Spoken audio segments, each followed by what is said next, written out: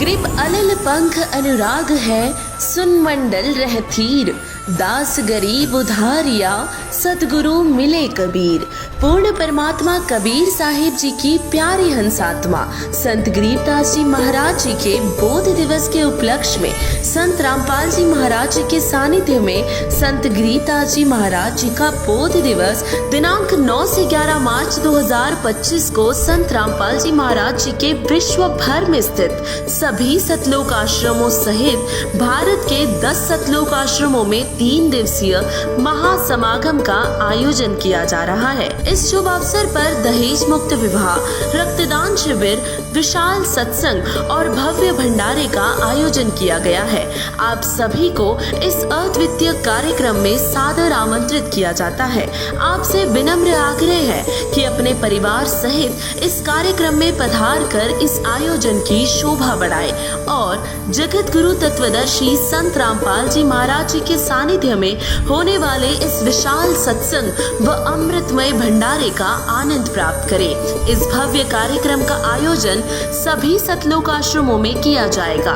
इस कार्यक्रम का सीधा प्रसारण सतलोक आश्रम श्री धनाना धाम, तहसील गोहाना, जिला सोनीपत, हरियाणा से 11 मार्च 2025 को सुबह 9:30 से श्रद्धा टीवी पर संत रामपाल जी महाराज यूट्यूब चैनल और स्पिरिचुअल लीडर संत रामपाल जी पर देख सकते हैं।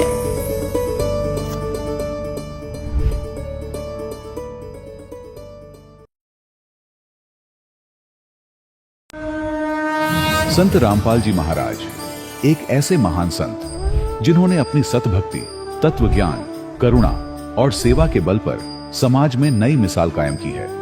संत रामपाल जी महाराज की अगुवाई में उनके सभी सतलोक आश्रमों से समाज कल्याण के अद्भुत कार्यों ने समाज को सुनहरे भविष्य की एक नई उम्मीद दिखाई है।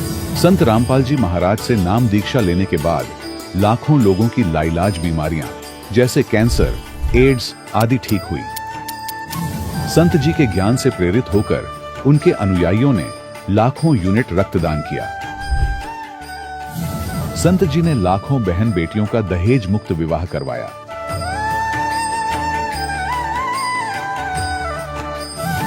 संत जी ने लाखों लोगों का नशा छुड़वाया, करोड़ों उजड़े परिवार बसे। संत जी के आश्रमों में समागम के दौरान निःशुल्क नेत्र चिकित्सा, दंत चिकित्सा प्रदान की जाती है। संत रामपाल जी महाराज द्वारा समय समय पर पर्यावरण संरक्षण के उद्देश्य से बड़े स्तर पर वृक्षारोपण किया जाता है। संत जी ने जरूरतमंदों को तत्काल राहत पहुंचाने के लिए एम्बुलेंस सेवा शुरू की। संत जी अपने अनुयायियों को देहदान के लिए प्रेरित करते हैं, जिससे मानवता की सेवा और चिकित्सा क्षेत्र में सुधार हो सके। संत रामपाल जी महाराज के सभी आश्रमों में हर रोज निःशुल्क भंडारा आयोजित किया जाता है, जहां हर वर्ग, हर जाति और हर धर्म के लोग एक साथ बैठकर भोजन करते हैं।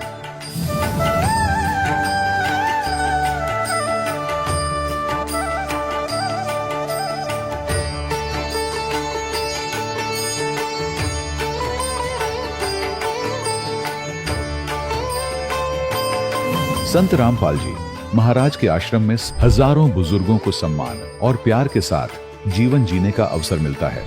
उनके खाने, रहने और स्वास्थ्य की पूरी जिम्मेदारी संत रामपाल जी महाराज उठाते हैं। अनाथ बच्चों के लिए संत रामपाल जी महाराज के सभी आश्रम किसी वरदान से कम नहीं। यहाँ उन्हें शिक्षा, संस्कार और भविष्य के लिए बेहतर अवसर प्रदान किए जाते हैं। चाहे बाढ़ हो, भूकंप या महामारी, संत रामपाल जी महाराज और उनके अनुयायी हमेशा ही जरूरतमंदों के लिए सबसे आगे खड़े रहते हैं।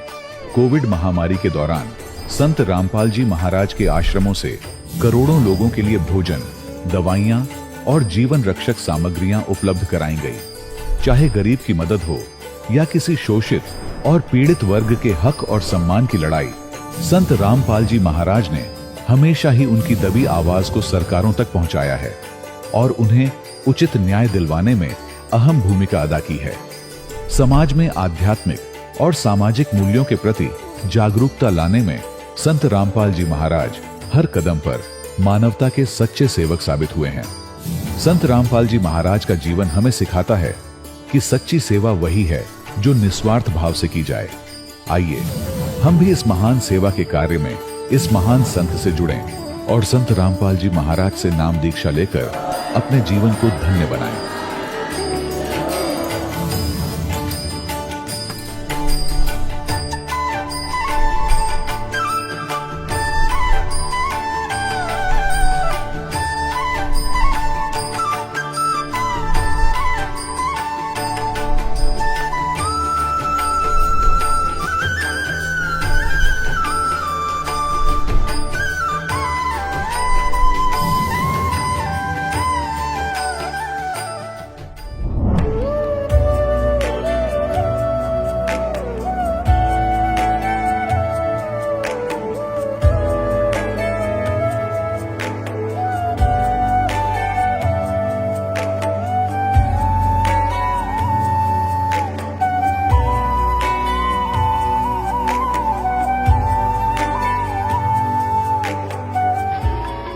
प्रभु राम देव भगवान अल्लाह खुदा ईश आदि नाम एक ही शक्ति के हैं। वो कैसा है, कहां है, कैसे मिलता है, किसने देखा है? ये प्रश्नवाचक चिन्ह पूर्ण रूप से हटाने के लिए अवश्य सुनिए जगत गुरु तत्वदर्शी संत रामपाल जी महाराज के अमृत वचन, सर्व पवित्र धर्मों के पवित्र शास्त्रों के आधार पर। सत साहिब दर्शकों, मनुष्य अपने जीवन में अनेकों भक्ति साधना करता है, लेकिन फिर भी ना तो उसे मानसिक शांति मिलती है और ना ही शारीरिक सुख प्राप्त होता है। दर्शकों, ऐसी ही कहानी थी देहरादून उत्तराखंड के रहने वाले अमित मनवाल जी की।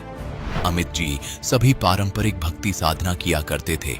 ये ब्रह्मा विष्णु महेश और देवी दुर्गा की पूजा बड़ी ही निष्ठा से किया करते थे। हर तरह के व्रत करते थे और हर तीर्थ स्थान पर भी ये जा चुके थे, लेकिन फिर भी ना तो इन्हें शारीरिक सुख मिला और ना ही मानसिक शांति मिली। लेकिन दर्शकों, आज अमित जी का कहना है कि मेरी जिंदगी तब बदली जब मुझे संत रामपाल जी महाराज द्वारा लिखित पुस्तक ज्ञान गंगा प्राप्त हुई। दर्शकों, संत रामपाल जी महाराज ने न जाने इस ज्ञान गंगा पुस्तक में ऐसा क्या लिखा है कि जो भी इस पुस्तक को पढ़ता है वह संत रामपाल जी महाराज का ही होकर रह जाता है। दर्शकों, आइए जानते हैं कि आखिर इसके पीछे की सच्चाई क्या है। आखिर अमित जी ने अपनी पारंपरिक भक्ति साधना को त्याग कर संत रामपाल जी महाराज द्वारा बताई गई भक्ति साधना क्यों अपनाई? सुनते हैं अमित जी की कहानी उन्हीं की जुबानी। नमस्कार सर। नमस्कार सर। सर क्या नाम है आपका? सर मेरा नाम अमित मनवाल है। अमित जी आप कहाँ से हैं? सर मैं तहसील डोईवाला, जिला देहरादून, उत्तराखंड का रहने वाला हूँ। अमित जी, संत रामपाल जी महाराज जी से नाम उपदेश आपने कब लिया? सर मैंने संत रामपाल जी महाराज से नाम दीक्षा 26 जुलाई सन 2021 को ली। संत रामपाल जी महाराज जी से नाम उपदेश लेने से पहले आप क्या भक्ति साधना करते थे? सर जो आम हिंदू समाज में जो आम प्रचलन की पूजाएं हैं, ब्रह्मा जी, विष्णु जी, महेश जी की पूजा, देवी दुर्गा की पूजा, 9 के 9 व्रत रखना, शिव जी की पूजा आराधना, ये सारी आन उपासनाएं हम करते थे जी। तो फिर क्या कारण बना कि आप संत रामपाल जी महाराज जी की शरण में आए? जी, संत रामपाल जी की शरण में आने का एक कारण ये था कि मन में जिज्ञासा तो शुरू से ही थी कि परमात्मा है कौन, वो मतलब कैसा होता है, क्या होता है। क्योंकि मुझे ये लगता था कि आज हम विष्णु जी की पूजा कर रहे हैं, अगर वहाँ से फ़ायदा नहीं हुआ तो हम शिव जी की तरफ भागे, शिव जी से पूजा नहीं हुई, पूरी संतुष्टि नहीं तो हम दुर्गा माता की तरफ भागे। तो ये चीज़ें मेरे मन में बहुत सवाल करती थी। फिर सर जो 2011 में क्या हुआ कि मेरे बड़े भाई, मेरा एक बड़ा भाई था, अर्जुन नाम उसका था, उसकी एक सामान्य बीमारी के अंतर्गत उसकी डेथ हो गई। तो उस समय भी मुझे बड़ा झटका लगा कि मैंने कहा ऐसे कैसे हो सकता है कि आदमी एक सामान्य बीमारी से, एक अच्छा खासा आदमी ऐसे मौत के मुंह में चला जाए। और उस समय भी हमने उनकी बीमारी को ठीक करने के लिए डॉक्टरों के अलावा जितने भी झाड़ फूंक, मुर्गा बकरा जो भी होता है, ये सब कुछ किया, लेकिन कोई फ़ायदा नहीं हुआ। आखिरी में वो डेथ हो गई। तो वहाँ से भी मेरे मन में ये आया कि ये कहीं ना कहीं तो कुछ ऐसा है और मैं इसकी जड़ को पाके रहूँगा अगर परमात्मा ने मेरे ऊपर दया कर दी। तो मैं उसी समय से ही जो है इसमें मतलब ऐसा लग गया था कि तरह तरह के मैं सत्संग देखता था टीवी पे। संत रामपाल जी महाराज की भी मैं चैनल में ये आता था, जब कभी इंटरव्यू या मतलब कभी ऐसे लगा के देख लिया तो कोई लाइन चलती थी, या गुरुजी जो है संत रामपाल जी महाराज वहाँ कुछ बोल रहे होते थे कि ब्रह्मा जी, विष्णु जी, महेश जी, तो मैं उस समय मतलब उनको देख के कहता था ये लो एक और ये आ गए कि जो है इतने तो पहले दुनिया में पड़े हैं और ये भी कह रहे हैं कि जी ब्रह्मा जी, विष्णु जी, महेश जी से ऊपर कोई है। तो मैंने कहा अगर ऊपर कोई है तो हमें मिले ना, कैसे मिलेगा वो। तो ऐसे करते करते 3-4 साल भी ऐसे निकल गए। फिर जी किसी ने कहा कि 2016 में कि जी आप भागवत कराओ, और भागवत कराने के बाद क्या होगा कि आपके जितने भी पितर वो है वो सब मोक्ष को प्राप्त हो जाएंगे, जो भी आपके यहाँ बाधाएं हैं वो हमेशा के लिए समाप्त हो जाएंगी। हमने कहा ठीक है जी, वो भी करा लेंगे। वो भी हमने करा के देख ली। उसके बाद 1 साल तक ठीक रहा, लेकिन 1 साल के बाद जो ऐसा हुआ कि 17 से जो, और जिस 17 के बाद तो ऐसा हुआ कि जो ये भूत प्रेत देवी देवता जो परेशान करते ही करते थे, लेकिन उसके बाद मुझे शराब की ऐसी लत लगी कि 4 साल मैंने शराब में मतलब ऐसा जैसे पैसा पानी की तरह बहा दिया। मैं सुबह से शुरू हो जाता, शाम तक, सुबह से शाम तक, सुबह से 4 साल तक मेरा यही चलता रहा, और बिल्कुल बर्बादी की कगार पे हम आ गए थे।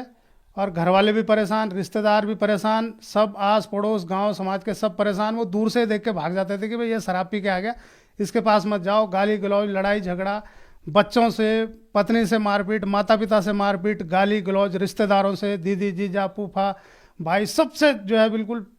यहाँ तक कि जहाँ मैं काम करता था वहाँ भी जो ऑफिस में जो मेरे सीनियर थे वो भी थोड़ा ऐसे कटने लग गए कि यार इस आदमी को क्या करना है, तो शराबी हो गया, इसने तो ज़िंदगी बर्बाद कर ली थी। मुझे भी खुद ऐसे ही लगने लग गया था कि अब कुछ नहीं हो सकता, अब मेरा जो एंड है वो सिर्फ डेथ है, और डेथ है और कुछ नहीं है।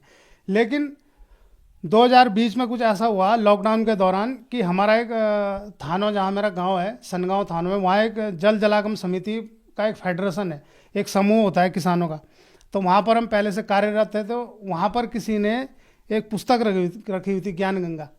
तो वो पुस्तक जैसे हम ऑफिस में जाते थे तो मतलब जैसे ऑफिस में अपना वर्क करके अपना चले जाते, तो ऐसे ये मेरी टेबल थी और ऐसे मेरी टेबल में वो रखी थी।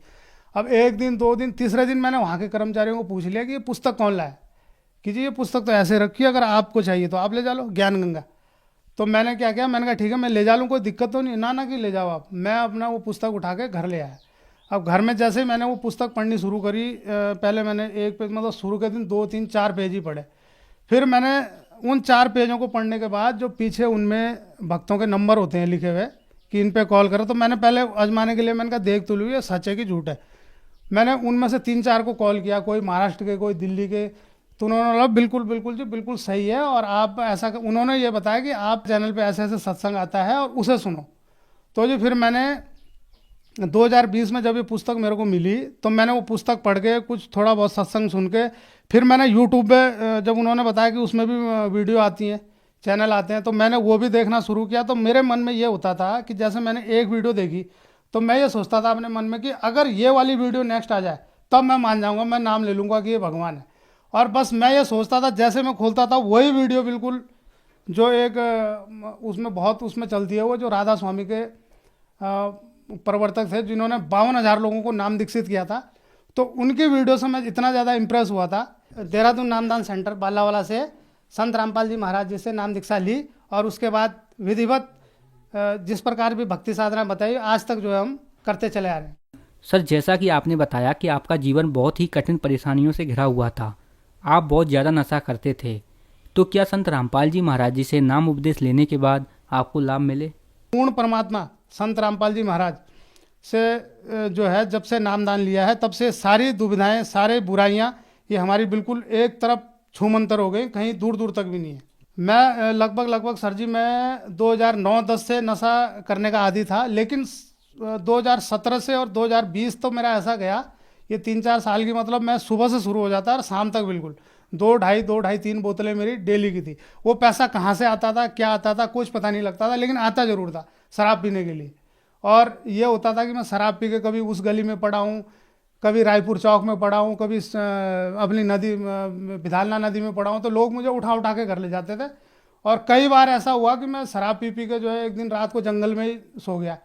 उस दिन वो लोग सड़क के किनारे आए गए, लेकिन किसी ने नहीं, उसने कहा सोने दो से जो होगा, अगर ये मर मुर जाएगा तो सुबह को आएंगे अपना यहीं से कर कुरा के चलेंगे, और हो गया। इसके ऐसे ऐसे 3-4 वाक़े मुझे पड़े कि शराब पी के मैं जंगल में पड़ा रहा, लेकिन हुआ कुछ नहीं, कुछ परमात्मा की कृपा ही रही, जो कुछ नहीं हुआ। लेकिन धीरे धीरे जो है जब संत रामपाल जी महाराज की शरण मैंने ग्रहण की, उसके बाद से मुझे एहसास हुआ कि वाकई में मैं इससे पहले भी नशा मैंने छोड़ा, लेकिन जो चीज़ अंदर से जब तक संत रामपाल जी महाराज की कृपा नहीं हुई थी तब तक ये चीज़ें अस्थायी नहीं थी। कुछ दिन के लिए छोड़ते थे, कुछ दिन बाद फिर शुरू हो जाते थे, फिर वही लड़ाई झगड़े, काम इधर उधर, ये करना वो करना, झूठ बोलना, बेईमानी करना, ये सारे जो है फिर वैसे शुरू हो जाते थे।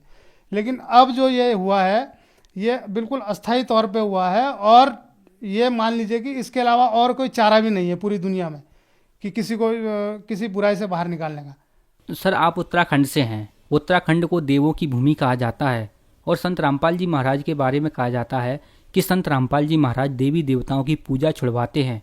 क्या ये बात सही है? बिल्कुल ये बात सही नहीं है।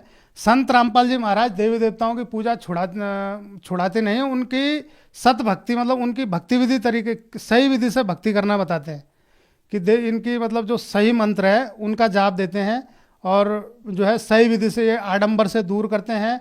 ये जो जितने भी आडंबर होते हैं, ये कहीं पूजा डालना, ये बकरे मुर्गे मारना, घड़ियाली लगाना, ये करना, इन सब आडंबरों से रहित करके एक सामान्य विधि जो देवी देवताओं के बुलाने की है, उस सत भक्ति द्वारा सही विधि द्वारा सत भक्ति संत रामपाल जी महाराज देते हैं।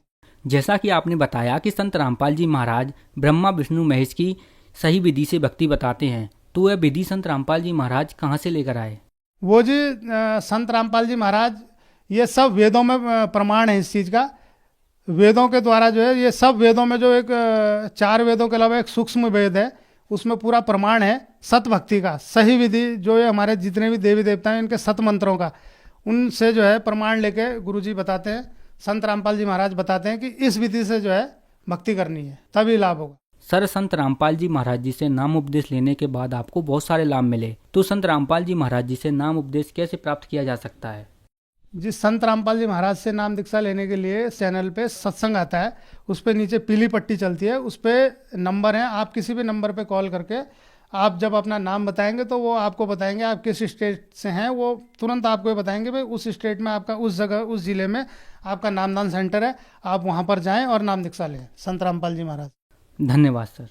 नमस्कार सर। दर्शकों, अभी आपने सुने संत रामपाल जी महाराज से दीक्षा प्राप्त करके सुखी हुए भक्त के अनुभव। अब देखिए जगत गुरु तत्वदर्शी संत रामपाल जी महाराज के मंगल प्रवचन। फिर धर्मराज ने एक प्रार्थना की कि हे भगवान, आपकी शरण में आने से पूर्व जिन्होंने गलतियां की हुई हैं, पाप भी किए हैं, वो इनके अकाउंट में मेरी बही में यानी मेरे खाते में मेरे पास लिखे हुए, और यहाँ का विधान है जैसे कर्म करेगा वो फल तो मुझे देना ही पड़ेगा। क्या कहते हैं, कर्मों से तीरथ थे और मुख से कहें कबीर, उनको निश्चय पकड़ूंगा मन जड़नी पड़े जंजीर।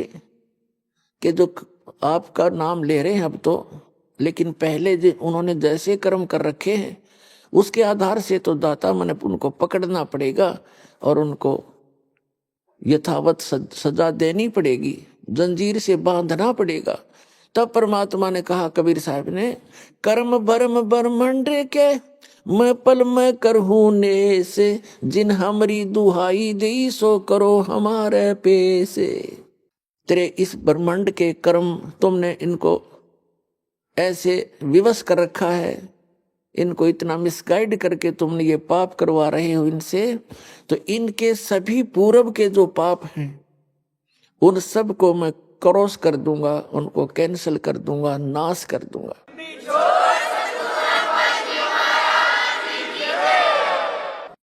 और जिन्होंने मेरा नाम ले दिया कि मैं कबीर जी का भक्त हूं, तो मेरे पास ले आना, तुम उसका अकाउंट मत करना। फिर धर्मराज ने कहा कि जैसा जो आपकी आज्ञा प्रभु वही होगा।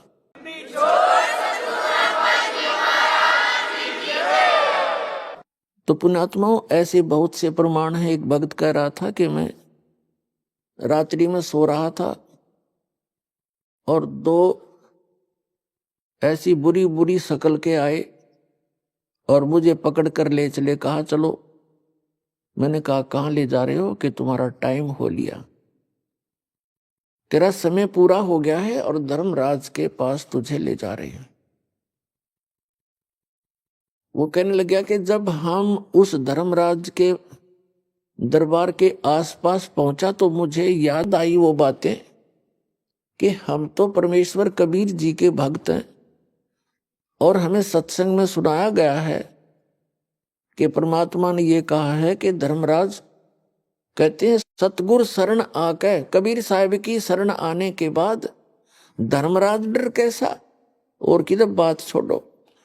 तो कहते हैं वो बात याद आई मेरे, मैंने उनसे कहा भाई तुम्हारे गलती लगी है, हम कबीर साहब के भक्त हैं और आप यम के दूत हो। हाँ हम यम के दूत हैं, तो आप हमें नहीं ले जा सकते। वो कहने लगे चल चल तू फालतू बात ना कर, नहीं तुझे गढ़ देंगे।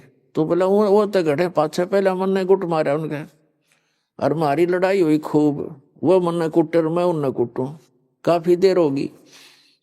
फिर उनमें से एक ने कहा कि भाई कम से कम पता तो कराओ, जब इतना कॉन्फिडेंस से ये कह रहा है आप, मैं इसको यहीं लिए खड़ा हूं और आप अंदर जाके वेरीफाई करो। तो धर्मराज के दरबार में कहता मैंने नो की नो वार्ता सुने उनकी, और उसने कहा जी ये कैसे ऐसे कह रहा जिसने आपको आपने आदेश दिया लाने का। वो नो कहे कि भाई मैं कबीर साहब का भक्त हूं और तुम मुझे पकड़ नहीं सकते, तुम्हारी कोई औकात नहीं है। तब धर्मराज ने देखा रहा तुम किसने ले आए, इस नाम का एक और आदमी है, उसको लाओ और बाबा इसने मत छेड़ो, मन ने भी मरवाओगे तुम, छोड़ दो इसको।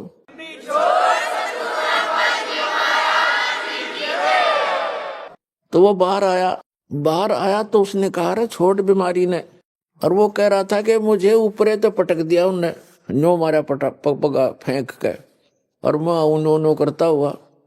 और जब शरीर के अंदर वापस में प्रवेश हुआ, बाहर निकला, जो मेरा शरीर पड़ा मुझे दिखाई दिया, वापस आया तब उसमें प्रवेश होता दिखा। फिर थोड़ी सी देर के बाद मेरी आंखें खुली, सारा शरीर पसीनम पसीना, हाथ पैर कोई काम नहीं कर रहे, 5 मिनट तो वो गति नहीं कर सके।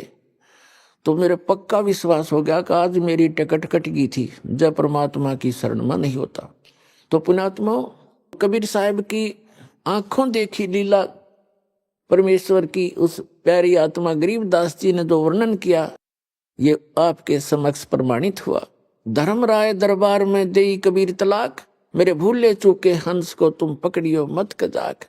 बोले पुरुष कबीर से धर्मराय कर जोड़, तुमरे हंस को पकड़ो ने मेरी मन 2 ही लाख करो।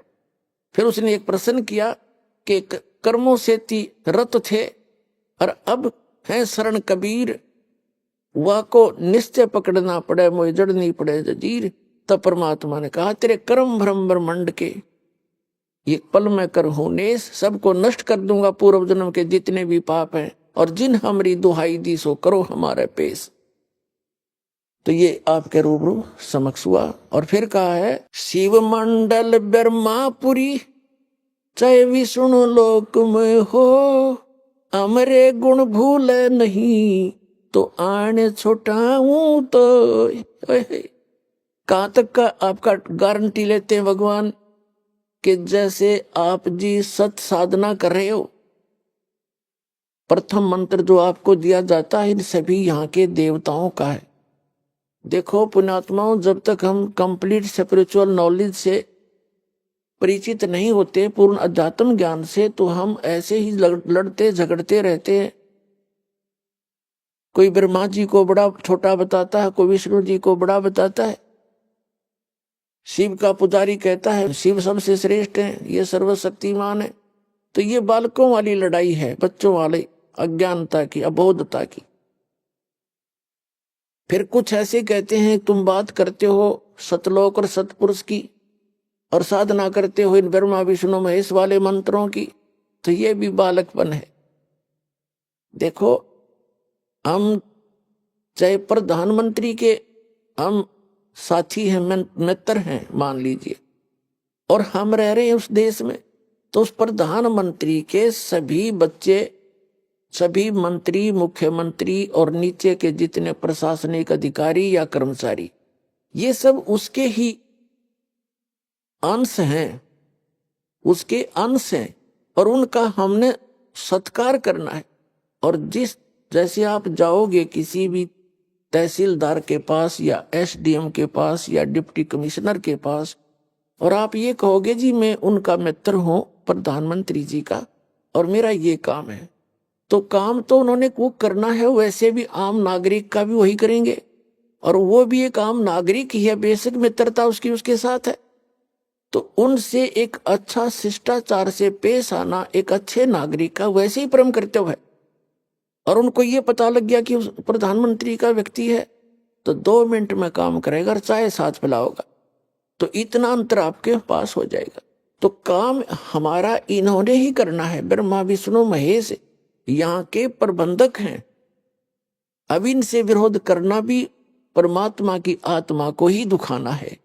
जैसे कोई किसी के साथ जाकर खसता है और मित्र कहता प्रधानमंत्री को, उसके पास शिकायत जाएंगी, जी आपका आदमी आया था, काम तो मैंने कर दिया पर बोलिया बुंडा, तो प्रधानमंत्री भी मित्रता छोड़ देगा उससे कि तू बकवाद करता है।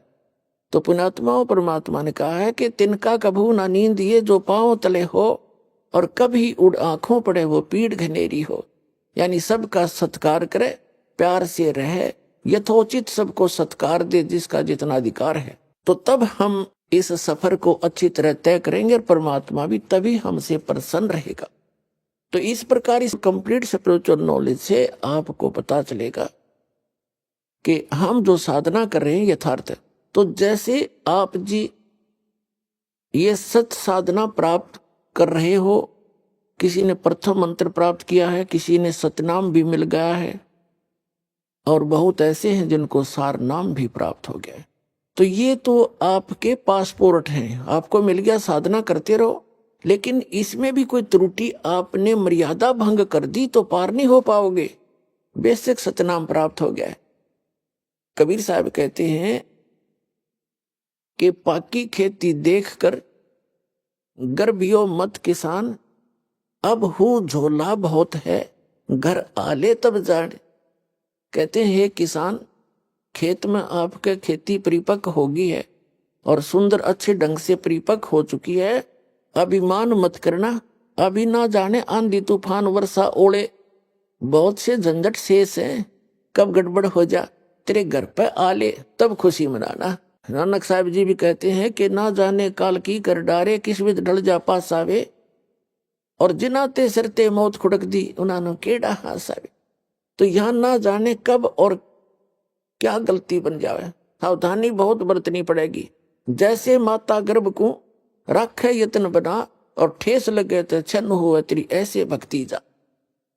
जैसे किसी बहन को, किसी माई को, बेटी को गर्भ रहता है तो उसको ही पता है उस लाल को, उस गर्भ रूपी लाल को कैसे सुरक्षित रखना है। वो चलते समय भी बहुत ध्यान करती है कहीं ऊंचे नीचे पर पैर ना टिक जा और झटका लग के मेरा लाल खराब हो जा। बेटा हो चाहे बेटी, गर्भ में जो गर्भ है उसका मूल उद्देश्य उसको सफल बनाना होता है। रात्रि में सोते समय भी, करवट लेते समय भी वो एकदम चमक के उठती है, कहीं बालक पर दाब तो नहीं लग गई, दिक्कत तो नहीं आ जाएगी। तो इस प्रकार परमात्मा कहते हैं इस सतभक्ति रूपी लाल को, इस गर्भ को ऐसे संभाल के रखना जैसे माता गर्भ को रखे यत्न बनाए और ठेस लगे तो अक्सीन होए, तुम्हारी ऐसे भक्ति नसाए। तो आप जी ने ये सावधानी बरत ली है। अब चारों युगों में ये समय है कलयुग का, जिसमें मोक्ष मार्ग खुलता है और कंप्लीट स्पिरिचुअल नॉलेज बताया जाता है उस परमात्मा की आज्ञा से। पूर्ण रूप से सारी विधि सुचारू रूप से आपको सब साधनाएं प्रदान की जाएंगी। अब से पहले कुछ महापुरुषों को परमात्मा ने ये कंप्लीट कोर्स दिया था और उनसे प्रतिज्ञा दिला दी थी कि आगे इस ज्ञान को भी और इस सतनाम को और सारनाम को अब सार्वजनिक नहीं करना। धर्मदास मेरी लाख दुहाई, ये मूल ज्ञान कहीं बाहर ना जाए। मूल ज्ञान बाहर जो पढ़ी या बिचली पीढ़ी हंस नहीं तरी, ये बिचली पीढ़ी आप हो। अब प्रथम चरण कलयुग का परमात्मा आए थे, सारा ज्ञान बता के सुरक्षित करके दर गए और गवाह बना गए कि मैं कबीर इज गॉड।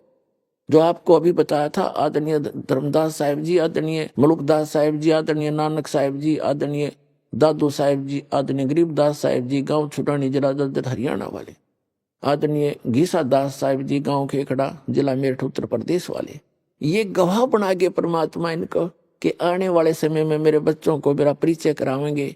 और उन्होंने एफिडेविट बना दिए उन महापुरुषों ने अपनी अमृतवाणी में कि धानक रूप रहा करतार, हम सुल्तानी नानक तारे, दादू को उपदेश दिया, जात जुलाहा भेद नहीं पाया, काशी माए कबीर हुआ। गरीबदास जी ने कहा है अनंत कोट ब्रह्मांड का एक रति नहीं बार, और सतगुरु पुरुष कबीर है ये कुल के सिरजनार। जिन मुझको नित नाम दिया सोए सतगुरु हमार, दादू दूसरा कोई नहीं ये कबीर सिरजनार।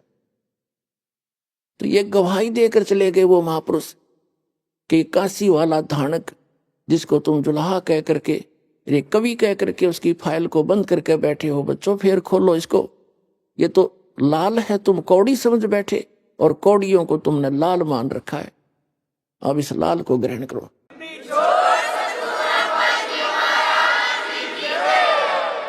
तो प्रथम चरण में आके वो परमात्मा स्वयं सब ज्ञान दे गए। और उनको मालूम था कि काल ने कहा था कि तेरे नाम पे 12 नकली पंथ चलाऊंगा, फिर उसको दोबारा रिवाइज कर दिया उसी ज्ञान को आदरणीय गरीबदास साहिब जी के माध्यम से।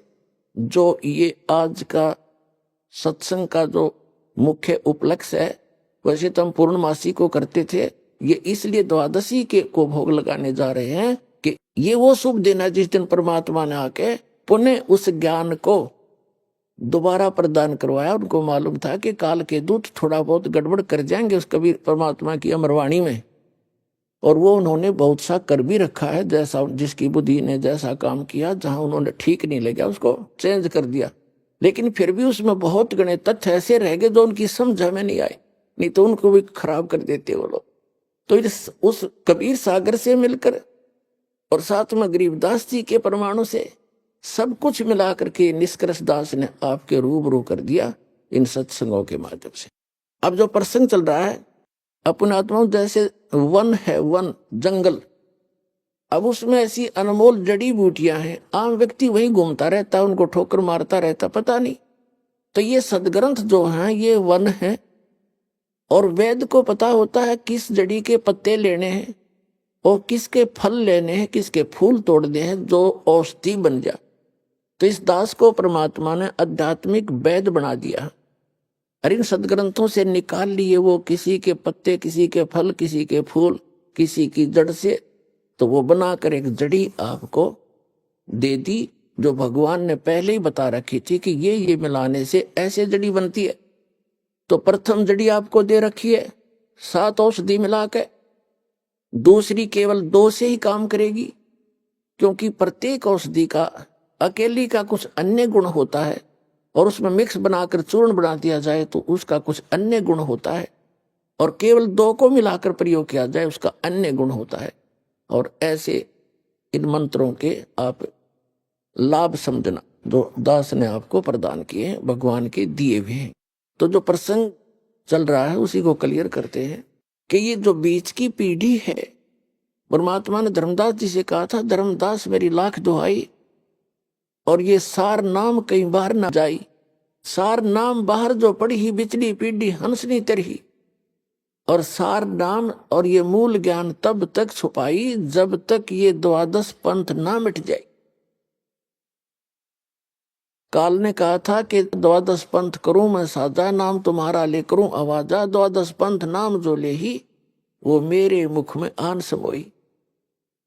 जाओ जोग जीत संसारा, जीव न माने कहा तुम्हारा, जीव तुम्हारा कहा न माने, हमारी ओढ़ हो बाद बखाने, ऐसा ज्ञान दे दूंगा। काल ने कहा था कि जब तक वो कलयुग आवेगा, बिचली पीढ़ी का समय, उससे पहले तेरे नाम से, कबीर नाम से 12 पंथ चलाऊंगा, और अनेक पंथ चलाऊं, या विद जीवों को भरमाऊं।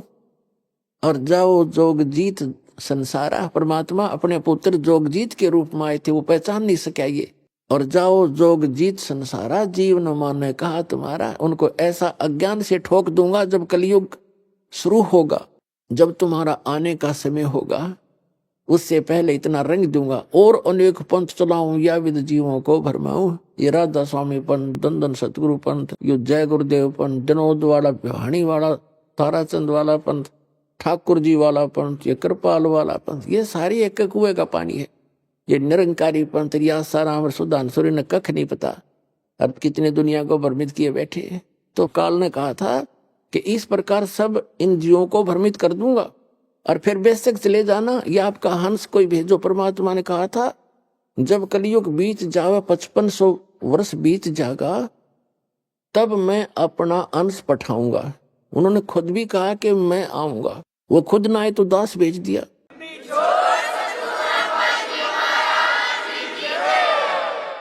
फिर परमात्मा ने कहा कि जब कलयुग 5500 वर्ष बीत जाएगा, उस समय पूरी पृथ्वी, मेरे बच्चे पृथ्वी के ऊपर जितने भी प्राणी हैं, सभी इस सतनाम को प्राप्त करके मोक्ष प्राप्ति करेंगे, कंप्लीट कोर्स प्राप्त करके। जितने जीव जहान, हिंदू मुसलमान और जितने जीव जहान, तब तक सिख धर्म का तो उत्थान नहीं हुआ था और ईसाई धर्म यहाँ था नहीं, मुसलमान और हिंदू धर्म ही थे। तो परमात्मा ने कहा कि जितने जीव जहान और जितने भी पंथ हैं या जितने भी आने वाले समय में कुछ भी होगा, कलयुग जब 5500 वर्ष बीत जाएगा, उस समय पूरी पृथ्वी पर इस सतनाम का प्रचार होगा और सभी बच्चे मेरे प्यारी आत्मा मुझे पहचानेंगी इस भक्ति करके और सतलोक चले जाएंगे।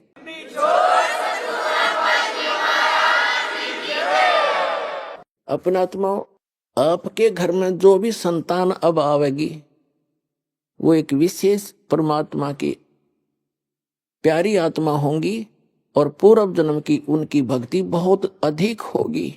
वो स्टॉक रखा हुआ भगवान ने अलग से। जैसे अभी जो दास बताने जा रहा था, पहले उसको क्लियर करते हैं। तो ये जो इस समय में, प्रत्येक युग में यही समय होता है, इस समय में जो सत भक्ति करते हुए, नियमित रहते हुए, आधीनी के साथ अपना समय व्यतीत करते हुए, भगवान गुरु को परमात्मा तुल्य मानते हुए, अपना रिहर्सल करके और सत भक्ति करते हुए अंतिम श्वास तक और शरीर त्याग कर चले गए, वो सीधे सतलोक जाएंगे, उनको कोई रोकने वाला नहीं है। और सहज भाव से जहाज में बैठ कर जाओगे आप, देख लेना बच्चों।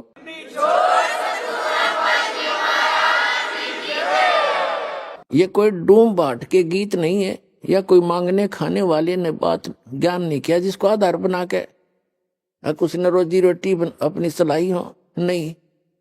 ये गरीबदास साहिब जी द्वारा बोले गए वचन है, गॉड गिवन है, कबीर गॉड गिवन है। और गरीबदास जी गांव छुड़ाने, जिला झज्जर हरियाणा के एक बहुत बड़े किसान थे जिनकी 1400 एकड़ जमीन थी। लोग उनके मुजारे काम किया करते थे और सबसे वो एक अपने भाई की तरह प्यार करते थे, बच्चों की तरह रखा करते थे, चाहे उनके कोई नौकर थे चाहे, और खुद भी हाथ से काम करते थे। ऐसे नम्र और सरल स्वभाव के महापुरुष थे। तो उन्होंने बताया है कि कबीर इज गॉड, एक जाट व्यक्ति और दानक न भगवान बतावे, और वो भी समर्थ को खाने मांगनिया खनिया नहीं। तो इस बात से दास को उसी दिन बात खटक गई थी कि जाट इतना रईस व्यक्ति और कबीर साहब को, धानक को, जुल्हे को भगवान बता रहा है, 100% सत्य है।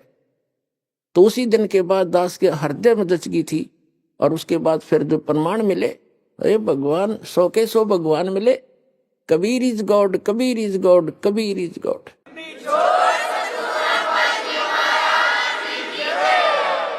तो यही वो समय है चारों युगों का। इसमें जो पार हो गए वो तो गए जहाज में बैठ के, और अवश्य जाएंगे।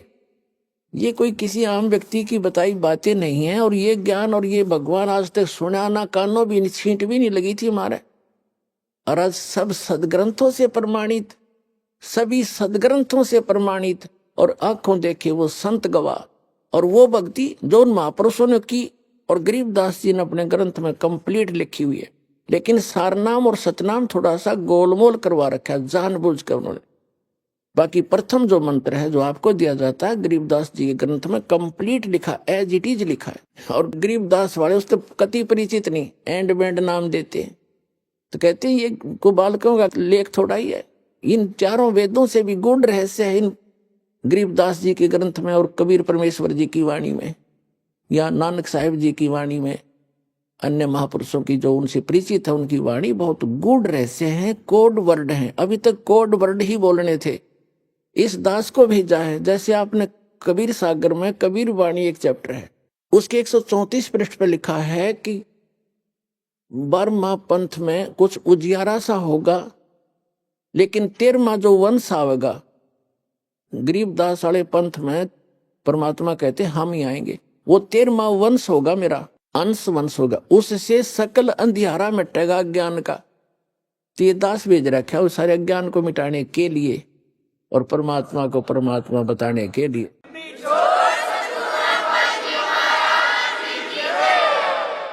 तो जो प्रसंग चल रहा है कि इस समय में जो पार हो गए, झंझट मिट गया सदा का।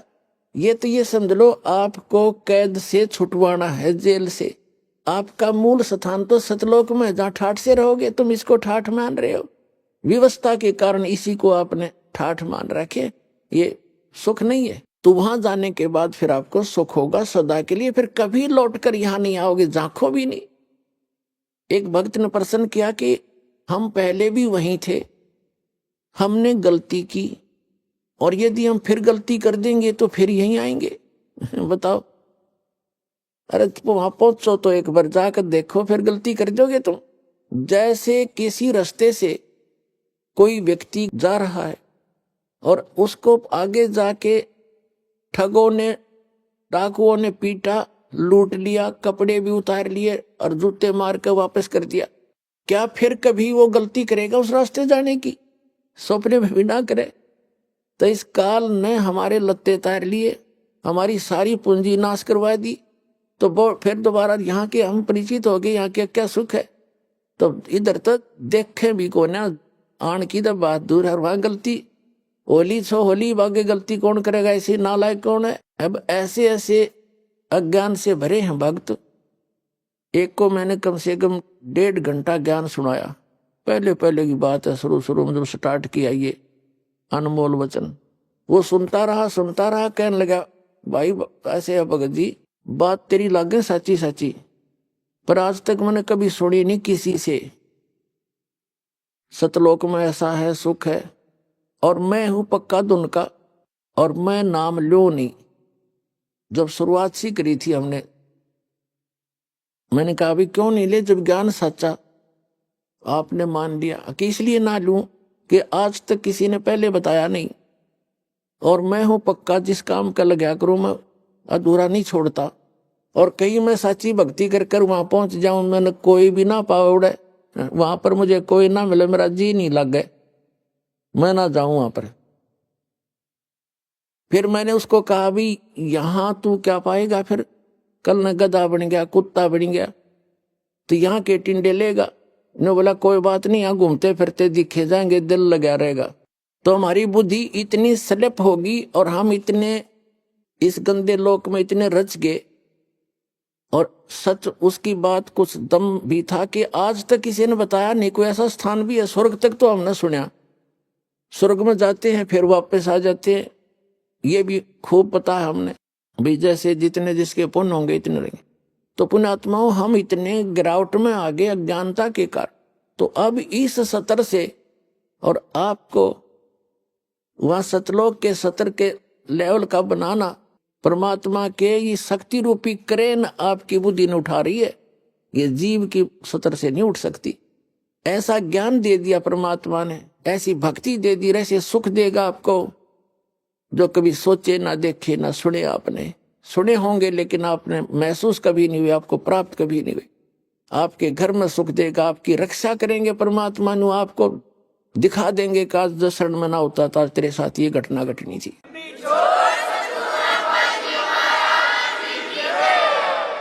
तो फिर अपने आप मान लेंगे कबीर इज गॉड। कबीर तो गॉड है ही है, लेकिन गॉड को गॉड ही सिद्ध करने के लिए दास ने इतनी मेहनत और प्रयत्न, इतने प्रमाण दिखाने पड़ते हैं। तो प्रसंग है ये कि इस समय में जो पार होगे, हजारों वर्ष चलेगा ये ज्ञान, पूरी पृथ्वी पर होगा, और सभी ये बकवाद छोड़ देंगे। मांस खाना, शराब पीना, तंबाकू प्रयोग करना, चोरी जारी ठगी बकवाद, हेरा फेरी, सारा दिन कर्म फोड़े, और किसके लिए? 2 रोटी के लिए। और धन जोड़े, बैंक बैलेंस बनावे, और कल मृत्यु हो जा, फिर कहाँ जाओगे? गधे बनकर धक्के खाओगे। तो ये ज्ञान होगा तब भय बनेगा, और भय बिन भक्ति बनती नहीं।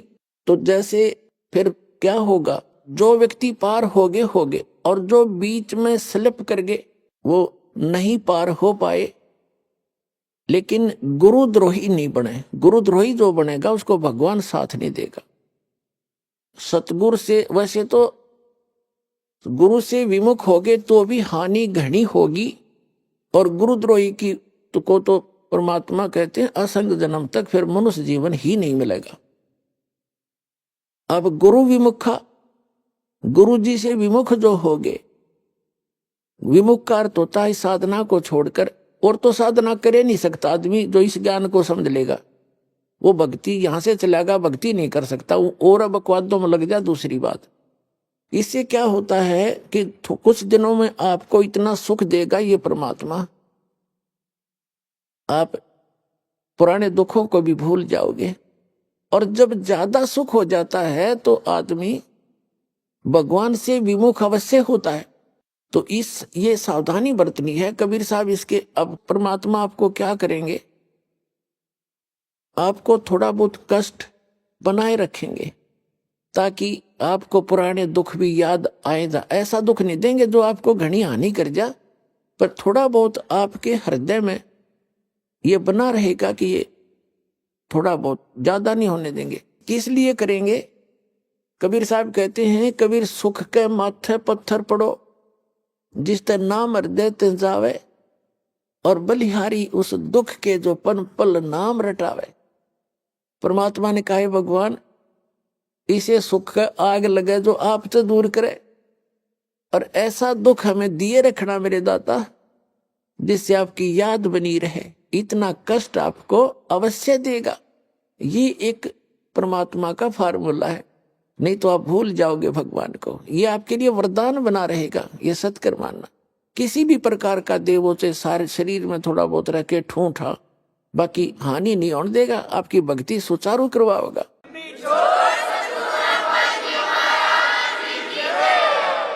और जो गुरु जी से विमुख हो जाते हैं, नाम छोड़ जाते हैं, अब जैसे आप नाम से जुड़े हुए हैं, कोई गलती भी करोगे आपने ऐसा झटका देगा परमात्मा, आप कहाँ पे जाओगे, दोबारा उस गलती को करो नहीं, गिर आकर माफी मांगोगे, दोबारा उपदेश लोगे, कनेक्शन जुड़वाओगे। और जो क्या करते हैं, जैसे 2-3 बार नाम खंड कर दिया और फिर जानबूझ के भी कर, मजबूरी में हो जा, अज्ञानता से हो जाता है, उसका विकल्प है दोबारा दीक्षा ले लीजिए। आपका कनेक्शन कट गया, दोबारा जुड़वा लीजिए, अपना अक्षमा याचना करें 100 बार। और जानबूझ कर गलती करोगे फिर आप विमुख होगे भगवान से। आप बेसिक गुरुद्रोही नहीं हुए तो धीरे धीरे क्या होगा, आपका कनेक्शन कट गया। कनेक्शन कटने से उससे पहले जो आपने भक्ति साधना की भगवान की, ये सत्य साधना जो आपको दे रहे, इससे आपके बहुत गने भक्ति पुण्य इकट्ठे हो गए और आपने नाम भी त्याग दिया, यहां आना भी बंद कर दिया और घर पे भी आप रहने लगे। कभी मंत्र करोगे, कुछ दिन तो करोगे लगातार, लेकिन फिर काल नहीं करने देगा और बकवादों में बढ़ जाओगे और फिर भी आप सुखी होगे। क्यों होगे सुखी? क्योंकि आपने जितनी बैटरी चार्ज कर ली 1 वर्ष 2 वर्ष 4 वर्ष यहां रह करके इस सत भक्ति से, तो वो तो आपके साथ है। लेकिन भविष्य में आपका चार्जर ठीक नहीं रहा तो एक दिन वो पिछले पुण्य समाप्त होंगे और कैर फिर शुरू होंगे। अब जैसे कई भक्त अब तो खैर नहीं जाएंगे, अब तो ज्ञान हो गया, बुद्धिमान हो गए। शुरू में हमारे साथ बड़ी समस्याएं रही। कोई शुरू में आए, उनको इतना सुख दिया, 1-2 वर्ष रहे, फिर छोड़ छाट गए। कोई लोक लाज में आके, कोई वैसे बकवादों में।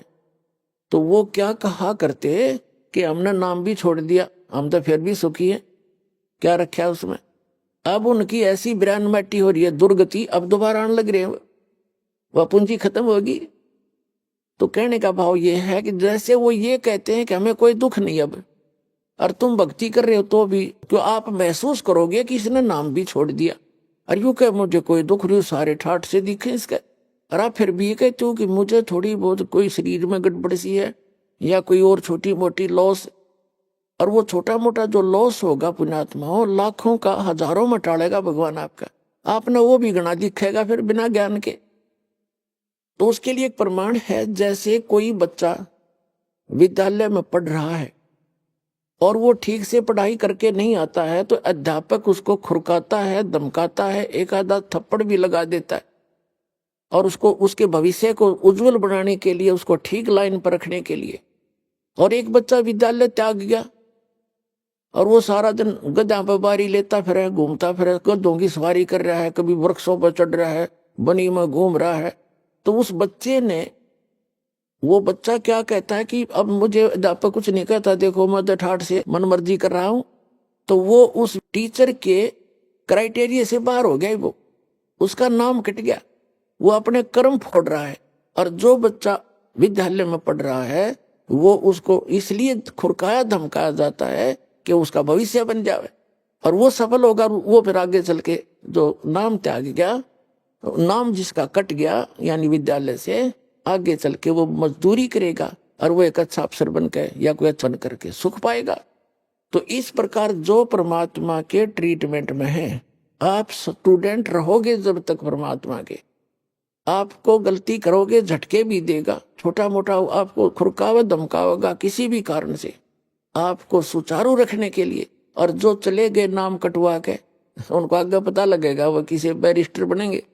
अब जैसे ये दास जूनियर इंजीनियर सिविल की सर्विस किया करता था हरियाणा गवर्नमेंट में, उस समय हमारा भी एक नहर का काम चल रहा था, एक रोड का काम चल रहा था साथ साथ। अभी आपने सुने संत रामपाल जी महाराज के मंगल प्रवचन।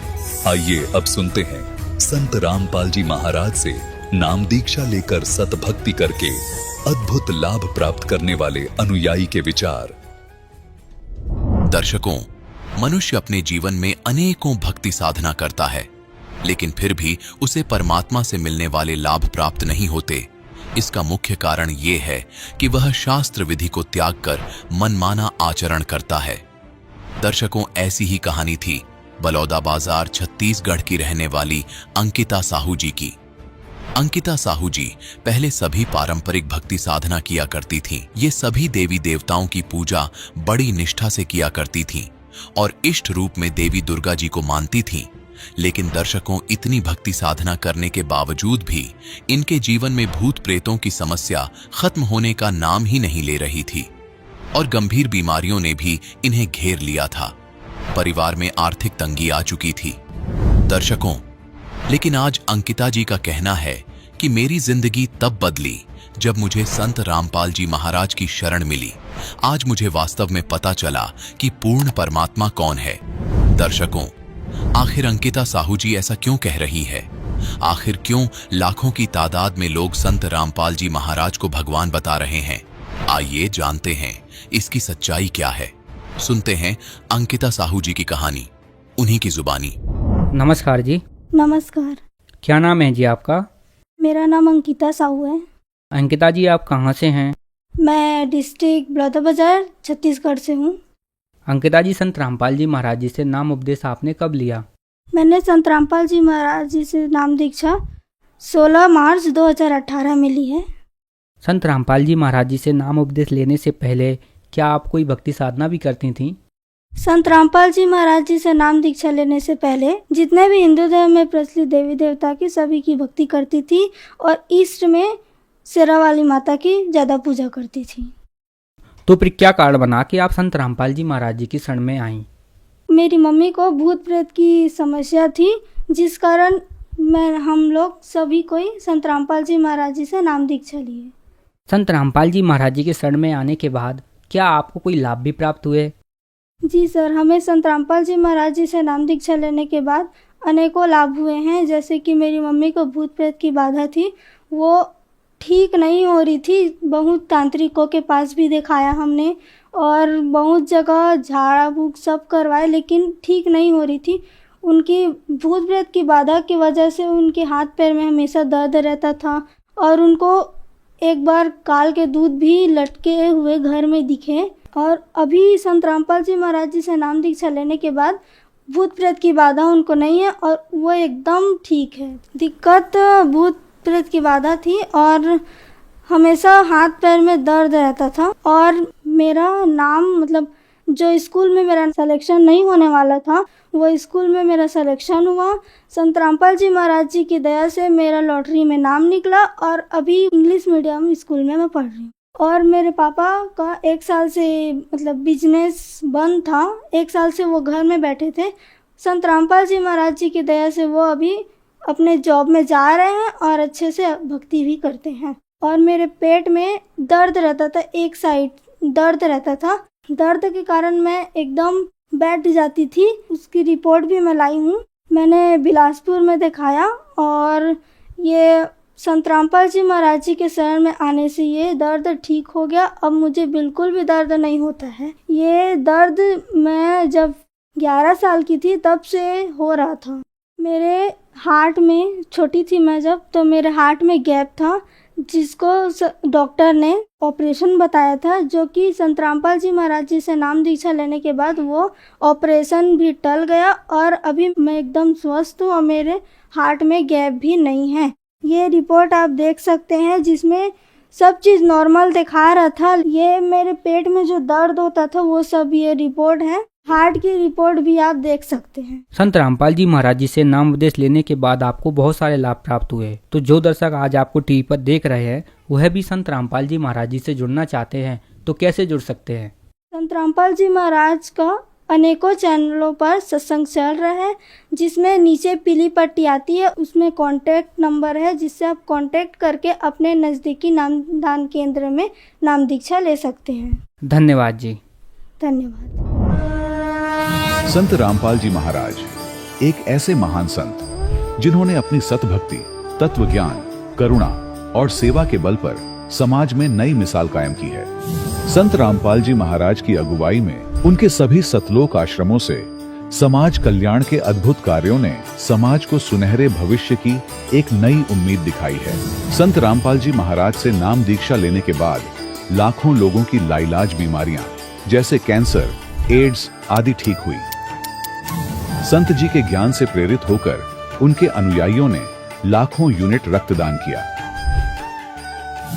संत जी ने लाखों बहन बेटियों का दहेज मुक्त विवाह करवाया।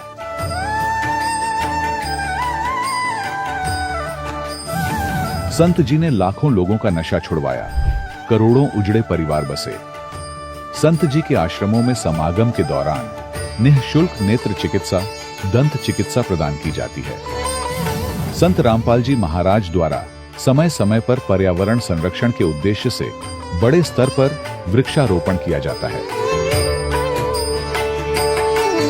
संत जी ने जरूरतमंदों को तत्काल राहत पहुंचाने के लिए एम्बुलेंस सेवा शुरू की। संत जी अपने अनुयायियों को देहदान के लिए प्रेरित करते हैं, जिससे मानवता की सेवा और चिकित्सा क्षेत्र में सुधार हो सके। संत रामपाल जी महाराज के सभी आश्रमों में हर रोज निःशुल्क भंडारा आयोजित किया जाता है, जहां हर वर्ग, हर जाति और हर धर्म के लोग एक साथ बैठकर भोजन करते हैं।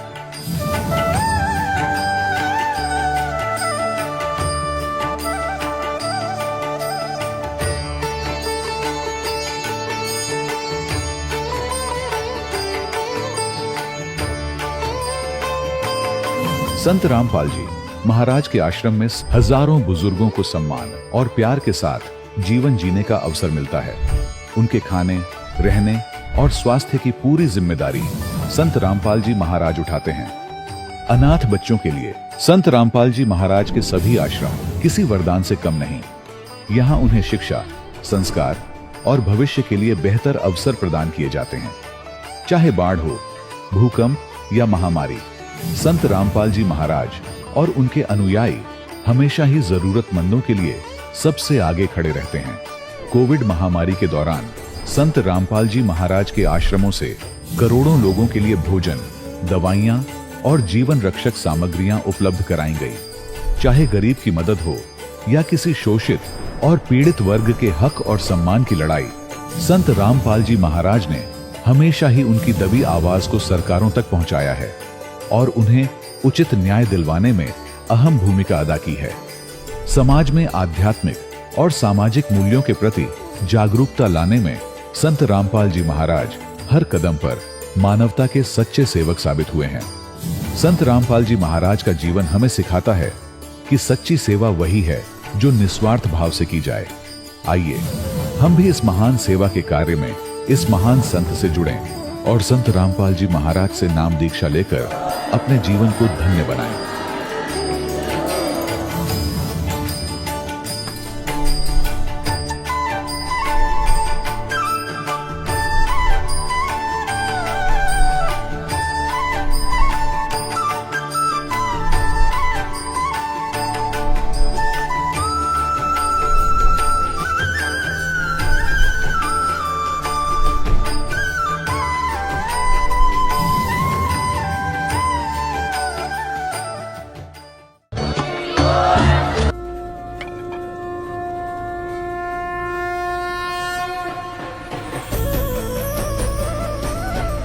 ग्रीब अलिल पंख अनुराग है, सुन मंडल रहथीर। दास गरीब उधारिया, सतगुरु मिले कबीर।